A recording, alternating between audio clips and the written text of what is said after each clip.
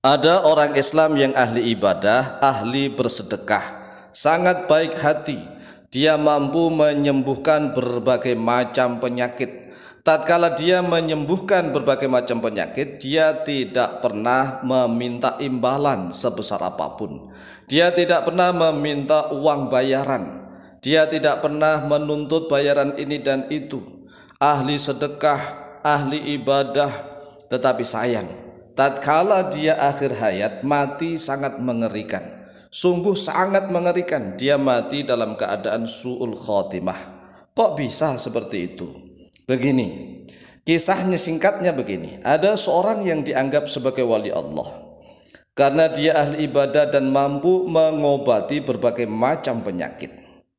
Dia tidak pernah mau diberi imbalan berupa uang maupun harta benda yang lainnya. Bahkan dia sering berbagi sedekah kepada anak-anak yatim, kepada fakir miskin dan kepada para pasiennya. Namun sayang di akhir hayatnya dia mati su'ul khotimah, sangat mengerikan. Naudzubillah min dzalik. Kisah singkatnya begini. Ada seorang yang pekerjaannya setiap hari mencari kayu bakar di tengah hutan. Pada suatu ketika dia kecapean dan tertidur di tengah hutan. Di dalam tidurnya bermimpi bertemu seorang lelaki tua berjubah putih, bersurban putih, semuanya menggunakan pakaian serba putih dan wajahnya bercahaya. Lelaki tua itu memberitahu bahwa nanti kalau dia pulang ke rumah dan mendapati lebah tawon di rumahnya, maka segeralah buatkan kandang lebah agar lebah itu menghasilkan madu. Setelah itu, lelaki tua tersebut pergi menghilang. Di dalam mimpinya menghilang. Maka bangunlah dia dari tidurnya. Kemudian dia pulang ke rumah dan ternyata di rumahnya ada beberapa lebah tawon.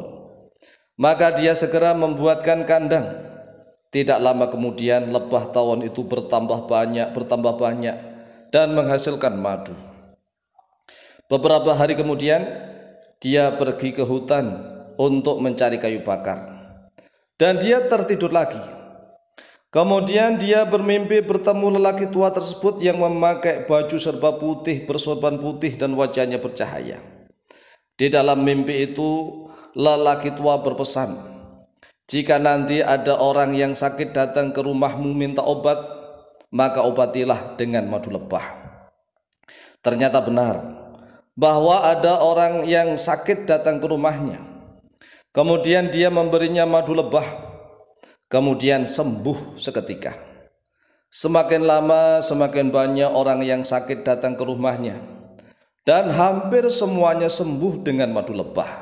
Walaupun toh ada beberapa yang tidak sembuh, tetapi mayoritas sembuh total. Beberapa hari kemudian dia pergi lagi ke hutan untuk mencari kayu bakar. Dan dia ketiduran bermimpi bertemu lelaki tua yang berpesan agar dia tidak perlu mencari kayu bakar lagi. Namun dia harus rajin sholat, berzikir semampunya, sebisanya. Dan dia harus konsentrasi menolong orang, mengobati orang-orang sakit. Dengan syarat, dia tidak boleh mengambil imbalan uang atau harta apapun. Jangan mengambil imbalan. Tetapi kalau ada orang yang memberi, maka silahkan disediakan kotak amal atau kotak infak. Kotak amal atau kotak infak itu agar diisi oleh pasiennya seikhlasnya. Tidak boleh memasang tarif atau target harus begini begitu, tidak. Dan syarat yang kedua, dia tidak boleh menjelek-jelekkan siapapun. Siapapun orangnya tidak boleh dijelek-jelekkan. Serta dia tidak boleh berguru kepada para ulama manapun. Nah, inilah yang menjadi salah satu sebab kehancuran dia. Singkat cerita, dia semakin terkenal dan semakin kaya harta dari hasil kotak amal atau kotak infak dan sedekahnya itu. Karena pasiennya banyak sekali datang dari berbagai macam daerah. Kemudian dia sering membantu anak-anak yatim, membantu fakir miskin dan orang-orang tidak mampu. Walhasil, semakin banyak orang yang menganggap dia sebagai wali Allah. karena dia dianggap sebagai wali-wali Allah yang tidak pernah menyindir orang lain, tidak pernah menyakiti hati orang lain, tidak pernah menjelek-jelekkan orang lain. Dia ahli ibadah, ahli berzikir, dia ahli mengobati berbagai macam penyakit, bahkan dia ahli bersedekah, membantu anak-anak yatim, fakir miskin, dan orang-orang yang tidak mampu. Namun ketika dia semakin tua dan sakit-sakitan, tatkala menjelang kematiannya, dia didatangi oleh lelaki tua yang sering datang ke dalam mimpinya. Lelaki tua itu berkata kepadanya, "Sudah saatnya kamu ikut saya, karena selama ini kamu sudah mengikuti saya." Ini adalah perkataan lelaki tua yang menghampiri dia, yang mendatangi dia selama ini. Di dalam mimpinya dia tertidur di dalam hutan selama itu. Kemudian lelaki tua yang sering mendatangi di dalam alam mimpinya itu datang kepadanya secara langsung.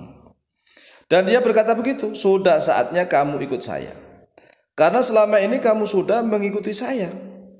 Apakah kamu tahu bahwa saya ini iblis yang menyamar sebagai wali? Apakah kamu tahu bahwa saya ini iblis yang menyamar sebagai wali yang sering mendatangi kamu di dalam mimpi-mimpi kamu? Ketahuilah wahai fulan, bahwa lebah tawon itu adalah tentaraku dari bangsa setan, dari golongan jin. Kemudian aku memiliki tentara lagi yang bertugas membuat orang-orang menjadi sakit. Yang menjadi lebah itu adalah tentaraku dari golongan setan dan jin. Kemudian tentaraku sebagian lagi menyebarkan penyakit kemana-mana. Nah, setelah penyakit tersebar di mana-mana, kemudian ada tentaraku lagi. Aku memiliki tentara banyak sekali yang bertugas datang ke dalam alam mimpi keluarganya. Di dalam malam mimpi keluarganya itu, kami anjurkan agar berobat ke rumahmu, sehingga banyak sekali orang yang pergi berobat ke rumah kamu. Terus terang saja wahai fulan, bahwa yang membuat sakit itu tentaraku, dan yang mengobati juga tentaraku. Maka hampir semuanya sembuh total. Maka sudah waktunya kamu saat ini mengikuti aku menjadi salah satu tentaraku. Ketahuilah wahai fulan, kesalahan terbesarmu adalah bahwa kamu bodoh ilmu agama Islam, tetapi kamu tidak mau berguru kepada para ulama agar kamu tahu ilmu syariat Islam. Maka aku dan bala tentaraku dengan mudah mampu menipu kamu.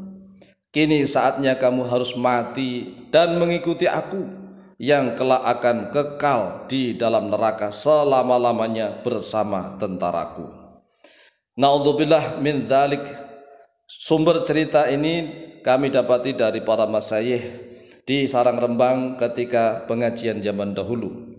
Walaupun toh sumber cerita ini kami sampai saat ini belum mendapati kitabnya, sumber kitabnya dari mana, tetapi kisah ini selalu menjadi pedoman hidup kita agar kita senantiasa berguru. Tatkala kita bermimpi diberikan amalan-amalan ijazah apapun di dalam alam mimpi, maka sebaiknya kita ijazahkan kepada guru langsung yang masih hidup.